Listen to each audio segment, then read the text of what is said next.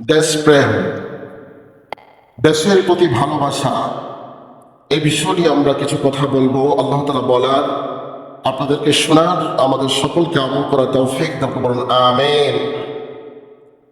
দেশপ্রেম এটা স্বভাবজাত একটি ধর্ম। যে ব্যক্তি যে দেশে জন্মগ্রহণ করে সেই দেশের প্রতি তার একটা টান, ভালোবাসা কাজ করে, একটা মায়া কাজ করে, ঠিক কিনা বলেন? আমরা পৃথিবীর কোনো মানুষ কিন্তু আল্লাহ তাআলার কাছে আবেদন করি নাই যে আল্লাহ তুমি আমাকে অমুক দেশে পাঠাও, অমুক দেশে আমার জন্মদান করো। আমরা কিন্তু কেউ বলি নাই। আল্লাহ তাআলা যাকে ভালোবেসে যে দেশে পাঠিয়েছেন সেই দেশটাই হচ্ছে আমাদের জন্মভূমি, ঠিক কিনা? সেই দেশ, সেই জন্মভূমিকে আমরা ভালোবাসি। এটা আমাদের মানুষের স্বভাব। মানুষের হৃদয় থেকে জন্মভূমিকে কখনো ভালোবাসা কখনো উঠায় দেওয়া যাবে না। দেশ মানুষের মায়ের মতো।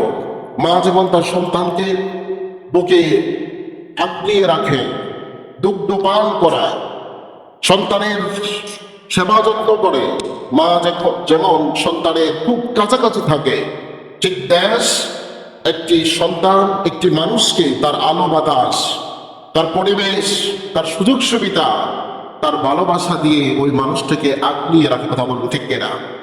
এজন্য দেশপ্রেম এটি খুবই গুরুত্বপূর্ণ। একজন মানুষের কাছে দেশপ্রেমের গুরুত্ব অপরিসীম। আমরাও আমাদের দেশকে ভালোবাসি। ভালোবাসেন কিনা বলেন? আওয়াজে মনে হয় ভালোবাসেন না।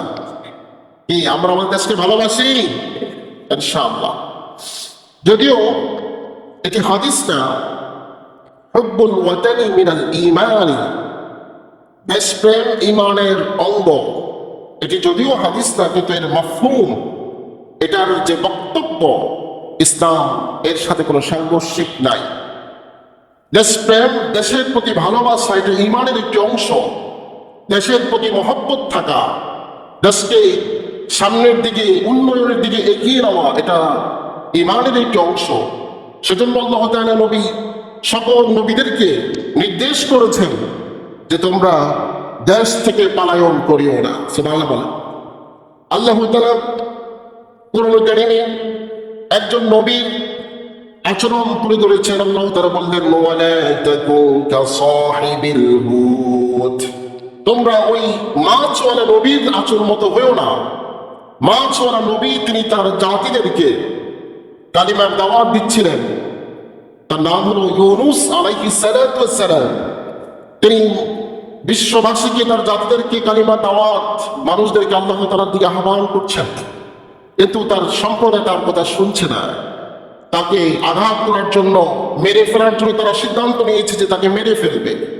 তখন নবী ইউনূস আলাইহিস সালাতু ওয়াস সালাম তিনি বদদোয়া করেছেন, জাল্লা এই জাতির পিছনে আমি এত কষ্ট করলাম, তারা আমার কথা শুনছে না, কালিমা গ্রহণ করছে না, তারা ঈমান আনছে না, তুমি গজব দিয়ে এদেরকে ধ্বংস করে দাও। আল্লাহ তাআলা যখনই গজব পাঠানো শুরু করেছেন, নবী ইউনূস তখন তিনি পলায়ন করছেন, চলে যাচ্ছেন, দেশ ত্যাগ করছেন। ঠিক তখনই আল্লাহ তাআলা কোরআন কারীমের আরেকটা আয়াত নাযিল করে দিয়েছেন। আল্লাহ তাআলা বলছেন, ওয়াযান্নুন إذ ذهب مغاضبا فظن أن لن نقدر عليه, সেই মাছওয়ালার কথা। ইয যাহাবা, যখন সেই চলে যাচ্ছে দেশ ত্যাগ করে, মুগাদিবান, রাগান্বিত হয়ে, ইয যাহাবা মুগাদিবান ফাযন্না আন লান নাকদির আলাইহি, সেই ধারণা করেছিল যে আমি আল্লাহ তাকে পাকড়াও করতে পারবো না, আমি আল্লাহ তাকে ধরতে পারবো না। সে এই ধারণা যখন করেছিল, আমি তখন তাকে এমন একটি বিপদে ফেলে দিলাম, এক বড় মাছ এসে তাকে আক্রমণ করেছে। নবী ইউনূস আলাইহিস সালাম তিনি দেশ থেকে বের হওয়ার কারণে তার উপর বিপদ আসছে, তখন তিনি আল্লাহ তাআলার কাছে দোয়া করেছেন, আল্লাহ তুমি আমার এই দোয়াটি করো। এই দোয়াটি আমরা বলি দোয়া ইউনূস, ঠিক কিনা বলেন? বিপদে আপদের সময় আমরা দোয়াটা পড়ি কিনা? লা ইলাহা ইল্লা আনতা সুবহানাকা ইন্নী কুনতু মিনাজ জালিমিন। আল্লাহ তাআলা সকল নবীদেরকে এবং মুমিনদেরকে বলেছেন, তোমরা তোমাদের মাতৃভূমি, তোমাদের জন্মভূমিকে ত্যাগ করিও না। এরপরে দেশের জন্য দোয়া করা, দেশের উন্নতি, দেশের অগ্রগতি, দেশের সাফল্য, দেশের ভালোর জন্য নবীরা দোয়া করেছেন। আমরা আমাদের জন্মভূমিকে ভালোবাসি, এই জন্মভূমির জন্য দোয়া করা দরকার আছে না নাই? নবী ইব্রাহিম আলাইহিস সালাম তিনি দোয়া করেছেন। আল্লাহ তাআলা কোরআন কারীমে তুলে ধরেছেন, ওয়া ইদ ক্বালা ইব্রাহিম রাব্বি জাআল হাদাল বালাদা আমিনা। ইব্রাহিম নবী যখন দোয়া করেছেন তিনি বললেন, রব্বি ইজাল, ও আমার প্রতিপালক আপনি মেহেরবানি করে তৈরি করুন হাদা বালাদা, আমার এই দেশকে, আমার এই জন্মভূমিকে আমিনা, নিরাপদ নগরী হিসাবে। আমার দেশে শান্তি থাকবে, আমার দেশে প্রত্যেকটি মানুষ তাদের অধিকার পাবে, আমার দেশের মানুষ রাতে ঘুমাতে পারবে, তাদের ব্যবসা বাণিজ্য তাদের সকাল বিকাল নিরাপত্তার সাথে হবে।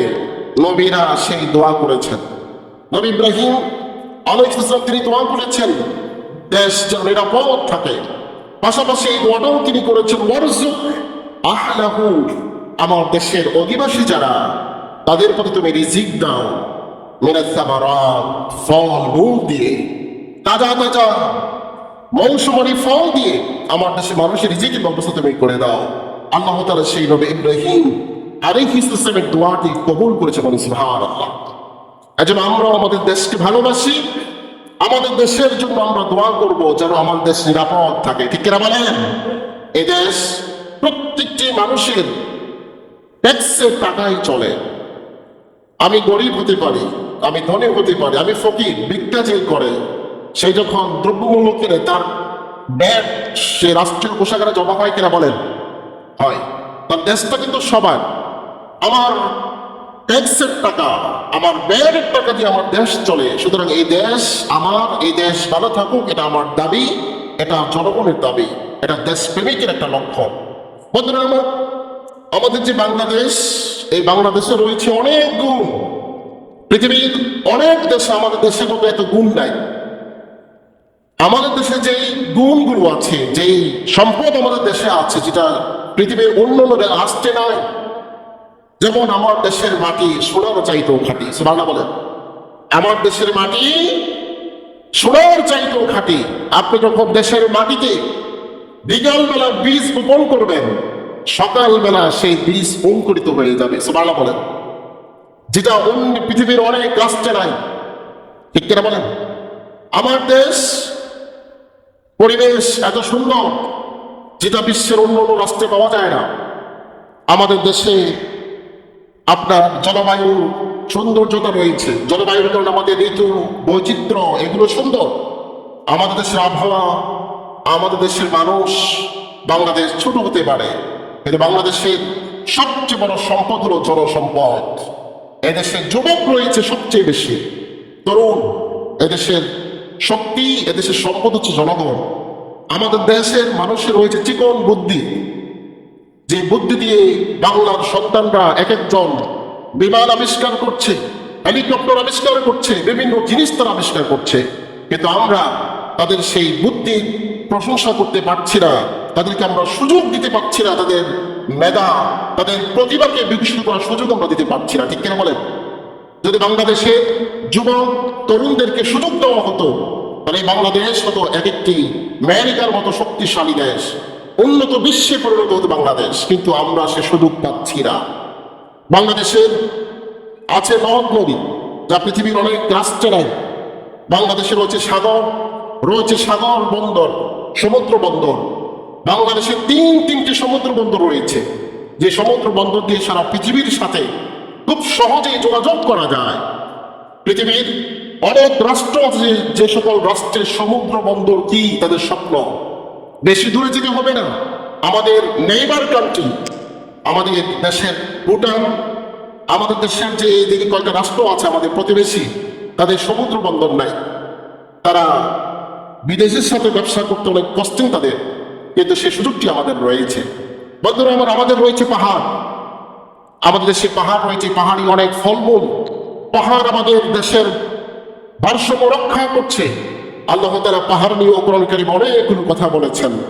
আমাদের দেশের এত সম্পদ থাকার পরও আজকে আমরা মারামারিতে ব্যস্ত, আমরা হিংসা হেনানিতে ব্যস্ত। আমাদের ফিরে আসতে হবে দেশের ভালোর জন্য আমাদেরকে কাজ করতে হবে। একটা স্লোগান আমরা এরকম দেওয়া দরকার, ধর্ম যার যার, দেশ সবার। ধর্ম যার যার, কথা বলেন না, দেশ সবার। স্বাধীনতা যখন করেছিলাম তখন কোনো দলাদলি ছিল না, সবাই মিলে দেশকে আমরা স্বাধীন করেছি। এখন আমাদের অনেক দল, অনেক বিভক্ত হয়েছে। সবাই মিলেমিশে যদি দেশকে ভালোবাসতাম, দেশের এই বিভীষিকাময় দৃশ্য আমার দেখতে হতো না। এর জন্য বন্ধুরা আমাদের কিছু দায়িত্ব আছে। দেশকে ভালোবাসি, দেশের ভালো রাখার জন্য আমাদের কিছু দায়িত্ব আছে। এর মধ্যে একটি দায়িত্ব হচ্ছে দেশের যত অপরাধ আছে অপরাধদেরকে দমন করতে হবে।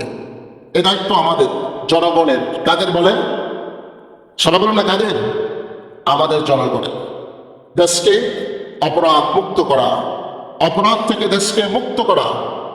আল্লাহ তাআলা নবী মূসা আলাইহিস সালামকে এ বিষয়ে নির্দেশনা দিয়েছেন সকল নবীদেরকে নির্দেশনা যে তোমরা অপরাধ থেকে দেশকে মুক্ত করো, দেশকে বাঁচাও, দেশকে দুর্নীতি মুক্ত করো। আল্লাহ তাআলা নবী মূসা আলাইহিস সালামকে বললেন, ইযহাব ইলা ফিরআউন ইন্নাহু তাগা। ইযহাব, নবী মূসা তুমি যাও, ইলা ফিরআউন, কার কাছে? বলেন সবাই, কার কাছে? ফেরাউনের কাছে। ফেরাউনের অপরাধ কি? ইন্নাহু তাগা, নিশ্চয়ই সেই সীমা লঙ্ঘন হচ্ছে। এই সীমা লঙ্ঘনের প্রথম সীমা লঙ্ঘন হচ্ছে সেই আল্লাহর সাথে নাফরমানি করছে। ফেরাউনের প্রথম অপরাধ হচ্ছে সে আল্লাহর সাথে নাফরমানি করছে, সেই আল্লাহর প্রতি ঈমান আনে নাই। দেশ আল্লাহ, এই জমিন আল্লাহ, আকাশ বাতাস সবকিছু কার? বলেন সবাই, কার? পৃথিবীর সকল মাখলুকাতগুলো তার রবকে চিনে, কিন্তু ফেরাউন তার রবকে চিনে নাই। এটা তার প্রথম অপরাধ। 2 নম্বর অপরাধ, সেই মূসা নবীর ভয়ে হাজার হাজার পুত্র সন্তানকে সে জবাই করেছে। এটাও আল্লাহ বলছেন, ইযহাবু আবনাআকুম, সেই পুত্র সন্তানদেরকে জবাই করেছিল নবী মূসার ভয়ে। এইভাবে অন্যায় অবিচার যখন তার দ্বারা হচ্ছিল, আল্লাহ তাআলা নবী মূসাকে নির্দেশ করেছেন, তুমি যাও, গিয়ে ফেরাউনকে সাবধান করো। সুবহানাল্লাহ বলেন। তখন নবী মূসা তিনি গিয়েছেন, গিয়ে ফেরাউনকে সাবধান করেছেন।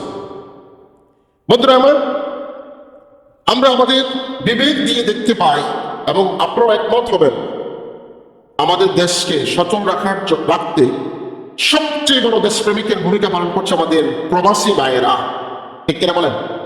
যারা তাদের সন্তান, স্ত্রী, তাদের মা বাবা, আত্মীয় স্বজন সকলকে ত্যাগ করে অর্থের জন্য তারা বিদেশ পাড়ি জমাচ্ছে।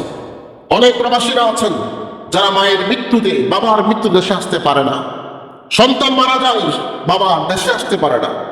যৌবন, এই যৌবনের সঠিক ব্যবহার তিনি যৌবনকালে করতে পারেন না, দেশে রেমিটেন্স পাঠায়, সে রেমিটেন্স দিয়ে দেশের চালিকা ঠিক থাকে। কথা বলেন ঠিক কিনা?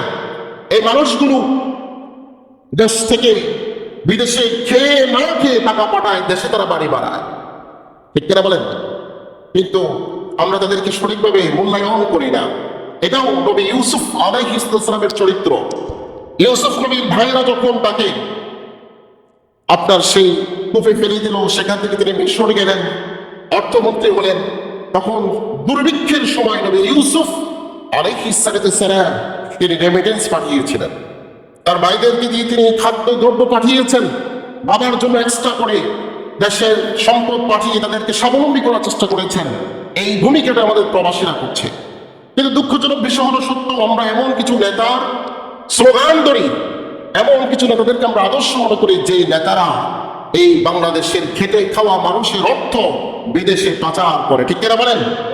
কোটি কোটি টাকা তারা দেশ থেকে পাচার করে বিদেশে বাড়ি জমায়, বাড়ি বাড়ায়, সেই বিভিন্ন ব্যাংকে তারা টাকা পাচার করছে। আর আমরা নির্বোধের মতো ওদেরকেই আদর্শ মনে করি, ওদের পিছে আমরা থাকি, ওদেরকে আমরা সাপোর্ট দিই। বলুন ঠিক কিনা? এটা বলতে দ্বিধা নাই। যারা অপরাধীদেরকে সাপোর্ট দেয় তারাও অপরাধী, তারাও কি? এজন্য আমাদেরকে এখন আমার দেশকে বাঁচাতে হবে। দেশকে বাঁচানোর জন্য আমাদের সকলকে ঐক্যবদ্ধ হতে হবে। আমরা অপরাধীদের সাথে আছি নাকি ভালোদের সাথে আছি? ভালো কারা? আমরা যারা ভালো হতে হবে। কিসের জন্য ভালো হতে হবে? এই দেশকে অপরাধ মুক্ত করতে হবে। আমরা আর সুদ দেব না, আমরা আর ঘুষ দেব না। ঠিক কিনা বলেন? কথা বলেন না। সুদ, সুদ খাওয়া কি বলেন সবাই? সুদ খাওয়া কি হারাম। এখন আমি যদি টাকা ধার চাই, আমাকে টাকা ধার দেয় না, সুদ চালে সুদ দেয়, সুদ চালে সুদ দেবে না বা কেন? আমি যখন টাকা চাই আমাকে টাকা দেয় না, দেয় না কেন? আমি সময়মতো টাকা জমা দিই না। টাকা যখন আমি ধার আনছি তখন আমি মনে করি যে আমি বড়, টাকা আমার কাছে আসছে, তখন আমি সময় মতো তার পাওনা, তার টাকা আমি তাকে ফেরত দিই না। এটা হচ্ছে আমাদের সবচেয়ে বড় সমস্যা। কথা বলেন ঠিক কিনা? এই জন্য সুদের ব্যবস্থা, সুদের ব্যবস্থা যখন চালু হয় তখনই সুদ দেয়। কিন্তু বাংলাদেশে আমরা মুসলিম জাতি, আল্লাহ তাআলার এই বিধানটা তো আমাদের পালন করা দরকার ছিল, সুদের মতো বিশাল অপরাধটাকে দমন করা। কেউ যদি সুদ চায়, আমরা কি পারবো তার গলা কণ্ঠ চেপে ধরতে? কি পারবো? কথা বলেন পারবো? হ্যাঁ, ইসলাম সুদ দিতে নিষেধ করেছেন, কিন্তু সুদের বিকল্প ব্যবস্থা রেখেছেন। সেটা হলো আপনার কি করছে হাসানা। এই পদ্ধতি আমাদের এখন সকলের গ্রহণ করা দরকার। আমি সুদ দিতে 100% নিষেধ করছি আল্লাহ তাআলার পক্ষ থেকে, কিন্তু কর্জে হাসানা দিতে আমি আদেশ করছি। কর্জে হাসানাটা কি? যিনি দান করবেন, যিনি ধার দিবেন টাকা 50,000, 1,00,000 টাকা, তার নিয়ত থাকবে সওয়াবের নিয়ত। কিসের নিয়ত? কথা বলেন না। সওয়াবের নিয়ত। যখন তিনি পুরো জিনিস করবেন তখন সুদ হয়ে যাবে। 1 নম্বর টাইম নির্ধারণ, যে টাকা তুমি দিলাম, তুমি 1 মাস পরে আমাকে, 2 মাস পরে, 1 বছর পর আমাকে দিবা। এই টাইম নির্ধারণ যখন করবে, পাশাপাশি যখন অঙ্ক নির্ধারণ করবে যে মূল টাকার বাহিরে 2 মাস পর আমাকে লাখে 2,000 টাকা, লাখে 3,000 টাকা আমাকে দিবা, তখনই সুদ হয়ে যাবে। তিনি যখন কোনো টাইম এবং ব্যালেন্স নির্ধারণ না করে দিবেন যে তুমি এটা নাও ব্যবসার কাজে লাগাইয়া তোমার ইনসাফও আমাকে দিবা, এটা কখনো সুদ হবে না। তবে যিনি টাকা দিবেন তিনি যদি কোনো কিছু না বলেন, তাহলে তিনি কর্জে হাসানার মতো অনেক বড় সওয়াবের অধিকারী হয়ে যাবে। আর যিনি টাকা নিয়েছেন তিনি যেন অসভ্য না হয়ে যায়, যেন ওকে খুঁজে পাওয়া যায় না। আরেকজন টাকা নিয়েছে, উনি রাতারাতি গায়েব হয়ে গেল, ওনাকে যখন ধরে বলে যে আমি কি তোমার টাকা খেয়ে ফেলবো, ওনার এরকম আচরণ না করে তিনি যদি সময় মতো টাকাটা ব্যাক করে দেন, তো ওনার জন্য সওয়াব রয়েছে।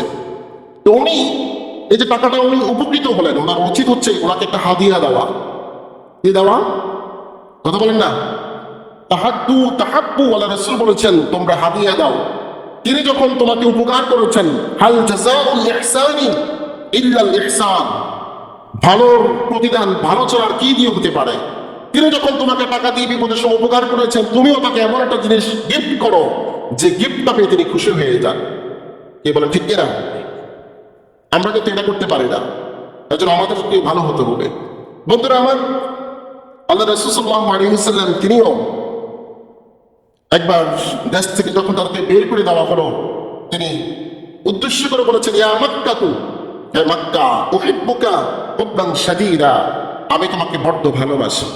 মা আতইয়াবাক, তুমি কতই না পবিত্র ভূমি, তোমার প্রশংসা আল্লাহ কোরআনে সূরা নাযিল করেছেন, আমাকে এই দেশ থেকে বিতাড়িত করেছে।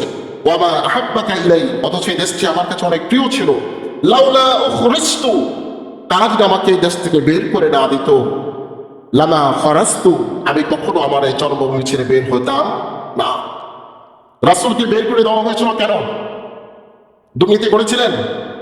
কথা বলেন না। অপরাধ করেছিলেন? তিনি শুধু ন্যায় প্রতিষ্ঠা করতে চেয়েছিলেন, মানুষের অধিকার দিতে চেয়েছিলেন, মানুষদেরকে আল্লাহর দিকে আনতে চেয়েছিলেন, ইমানদার মুমিন বানাতে চেয়েছিলেন। আমার রাসূলকে তার জন্মভূমি থাকতে দেয় না। এরপর বন্ধুরা আমার, রাসূল সাল্লাল্লাহু আলাইহি ওয়াসাল্লাম থেকে শুরু করে যারা আছেন সাহাবায়ে কেরাম, সকলের আমল দেখে আমরা বুঝতে পারি দেশপ্রেমটা কত কঠিন ছিল তাদের। বেতন ছাড়া একটা সুতাও যদি কেউ অন্যায়ভাবে গ্রহণ করে সেটা হারাম। সেটা কি? কথা বলেন ঠিক কিনা? সেটা কি? হারাম। এবং দেশদ্রোহিতার সামিল, এটা দেশপ্রেম না, এটা হচ্ছে দেশদ্রোহিতা। আপনি বেতন ছাড়া, হালাল প্রসেস ছাড়া আপনি যদি 1 টাকা গ্রহণ করেন, এই 1 টাকার মালিক দেশের সকল জনগণ। ঠিক না বলেন? কথা বলেন না। আপনি এই টাকা নাড়ার পরে যদি আপনি 1000 বার ক্ষমা চান, আমি মাপ চাই, আল্লাহ মাফ করে দাও, মাফ হবে? আপনাকে এই দেশের প্রত্যেকটি জনগণের টাকা করে মাপ চাইতে হবে। এই অপরাধ যদি জনগণ আপনাকে মাফ না করে, আল্লাহ আপনাকে মাফ করবে না। আল্লাহ রাসূলুল্লাহ সাল্লাল্লাহু আলাইহি ওয়াসাল্লামের স্ত্রীরা বাইতুল মালে টাকা জমা হচ্ছে এখন অনেক বেশি। লম্বা কথা আমি সংক্ষিপ্ত করে বলছি। আল্লাহ রাসূলের সব স্ত্রীরা আন্দোলন শুরু করেছে। আন্দোলনের উদ্দেশ্য হলো যে যখন বাইতুল মালে টাকা কম ছিল, মুসলমান দেশে কম ছিল, আমরা অভাবে ছিলাম, কিন্তু এখন তো বাইতুল মালে প্রচুর টাকা জমা হচ্ছে, দেশে হাজার হাজার মুসলমান, লক্ষ লক্ষ মুসলমান। রাসূল, আমরা আপনার স্ত্রী, আপনার প্রধানমন্ত্রী, আমাদেরকে একটু ভালো কিছু দেন। আল্লাহ রাসূল তখন রাগ করেছেন। আল্লাহ তাআলা ওহী নাযিল করেছেন, সূরা তাহরীমের মধ্যে আলোচনা আছে, তোমরা যদি তোমাদের এই সিদ্ধান্ত থেকে ফিরে না আসো, তাহলে আমি আল্লাহ আমার রাসূলকে এমন তোমাদের থেকে উত্তম স্ত্রী দিব এবং তোমাদেরকে তালাকের ডিসিশন দিয়ে দেব। আমার রাসূল তারপরও বাইতুল মাল থেকে 1 টাকাও অন্যায়ভাবে স্ত্রীর জন্য দেন নাই। সুবহানাল্লাহ বলেন। এরপরে হযরত ওমর, হযরত আবু বকর সিদ্দিক রাদিয়াল্লাহু আনহুর খেলাফত আপনি দেখেন, তার স্ত্রী সন্তান মিষ্টি খাওয়ার জন্য মায়ের কাছে বারবার বলছে। স্বামীকে, আবু বকরকে তিনি তার স্ত্রী বললেন যে আপনি মিষ্টি নিয়ে আসবেন। উনি প্রথম দিন, দ্বিতীয় দিন, তৃতীয় দিন আনেন নাই। স্ত্রী বুঝতে পারছে যে আমার স্বামীর টাকা নাই, তিনি আনবেন কিভাবে। তিনি তার ভাতের যে চাল বা খাবার থেকে একটু একটু করে জমা করে কয়েকদিন করে কিছু সম্পদ, সামান্য কিছু টাকা আবু বকর রাদিয়াল্লাহু আনহু হাতে তুলে দিলেন, যা পেয়ে টাকা দিয়ে মিষ্টির ব্যবস্থা করেন। আবু বকর বললেন, তুমি টাকা পেয়েছো কোথায়? বলে যে খাবারের জন্য আপনি আমাকে যে খাবার দিয়েছেন, আমি সেখান থেকে এটা সেভ করেছি। আবু বকর রাদিয়াল্লাহু আনহু তিনি এই টাকা নিয়ে বাইতুল মালে জমা দিয়েছেন আর বললেন যে এই সম্পদ ছাড়াও আমার সংসার চলে। সুবহানাল্লাহ বলেন। তিনি মিষ্টি আনেন নাই। এটা হচ্ছে দেশপ্রেম। এটা কি বলেন? এই কথা বলেন, এটা কি? আর যারা আমাদের মাথায় লবণ রেখে কোটি কোটি টাকা পাচার করেছে, এটা কি দেশপ্রেম? এটা হচ্ছে দেশদ্রোহিতা। এরপরও যদি আমরা তাদের পক্ষ নিই, বুঝতে হবে আমাদের ঈমান চলে গেছে, আমাদের ঈমানে দুর্বলতা রয়েছে, আমরা অপরাধীদেরকে সাপোর্ট দিচ্ছি। একেরা বলেন। আপনারা দেখেছেন, যদি এই মুহূর্তে তাদের সাক্ষাৎ নেওয়া যায় এই অপরাধীদের, তারা বলবে যে কি দরকার ছিল এই দুর্নীতি করার, এই অপরাধ করার। যদি আমরা দেশের মধ্যে রিক্সা চালিয়ে হালাল টাকা খেয়ে করে বাঁচতাম, আজকে এই লাঞ্ছনা, এই অপমানের জীবন আমাদের দেখতে হতো না। একটা মানুষের কত টাকা লাগে চলার জন্য? একটা মানুষের কত ক্ষমতা লাগে? ক্ষমতা দিয়েও আল্লাহ দেখেন, টাকা সম্পদ দিয়েও আল্লাহ দেখেন। ঠিক না বলেন? হযরত ওমর রাদিয়াল্লাহু তাআলা আনহুর জীবনে যদি আপনি দেখেন, এটা আপনাদের কাছে আমি অনেকবার শুনিয়েছি, তিনি বেতন অ্যাডভান্স চেয়েছিলেন। তাকে প্রশ্ন করেছে, আপনি যে বেতন চাইলেন, আগামী মাস আপনি বাঁচবেন কিনা? আপনি বাঁচলে আপনাকে জনগণ ক্ষমতা রাখবে কিনা? তারপরে আপনার চাকরি, তারপরে বেতন। আপনি চাচ্ছেন আপনাকে বেতন কিভাবে দেবেন? এটা হালাল হবে না। তিনি বেতন পান নাই। এটাই হচ্ছে দেশপ্রেম। ঠিক কিনা বলেন? এরপরে হযরত ওসমান আলী রাদিয়াল্লাহু আনহু তারাও দেশপ্রেমের দৃষ্টান্ত রেখে গেছেন। এজন্য বন্ধুরা আমার আলোচনার লাস্ট ফিনিশিং যেটা বলতে চাই, আমরা আমার দেশকে ভালোবাসি। এই দেশে অপরাধ হোক আমরা চাই।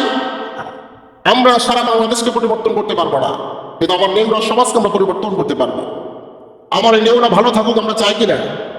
এখানে সকল অপরাধের পিছনে আমাদেরকে ঐক্যবদ্ধ হয়ে কাজ করতে হবে। এটা আল্লাহ তাআলা আমাদেরকে নির্দেশ দিয়েছেন। আল্লাহ তাআলা বলেছেন, কুনতুম খায়রা উম্মাহ, তোমরা হচ্ছে শ্রেষ্ঠ জাতি, উখরিজাত লিন-নাস, আমি আল্লাহ তোমাদেরকে মানুষের জন্য নির্বাচন করেছি। তা'মুরুনা বিল মা'রুফ, তোমরা মানুষদেরকে ভালো কাজের আদেশ করবে। ওয়া তানহাউনা আনিল মুনকার, অন্যায় কাজের বাধা প্রদান করবে। যেমন দেখেন, আমাদের যে বাগড়াবাদ যে গ্যাস লাইন, বাংলাদেশের খনি, বাংলাদেশের সম্পদ, দিনের বেলা গ্যাস পাওয়া যায় না। কি সমস্যা আছে না? নাই। এখন এটার সমস্যাটা কোথায়? এই ভুক্তভোগী তারা দেখা দরকার আছে না? এখন কেউ সাহস করে না, কেউ যায় না। ওরা দুর্নীতি করছে নাকি এই সম্পদগুলোকে অন্য কোনো দেশে চালান করে দিচ্ছে? এই অন্যায় হচ্ছে কিনা আমাদের দেখা দরকার আছে না? নাই। সময় তো আসছে। সমাজ যদি ঐক্যবদ্ধ থাকতাম, তাহলে দেশ, সমাজ অনেক আগে সব ডাউন হয়ে যেত। কিশোর অপরাধ থেকে আমরাই পারি জাতি থেকে আমার দেশকে ভালো রাখতে।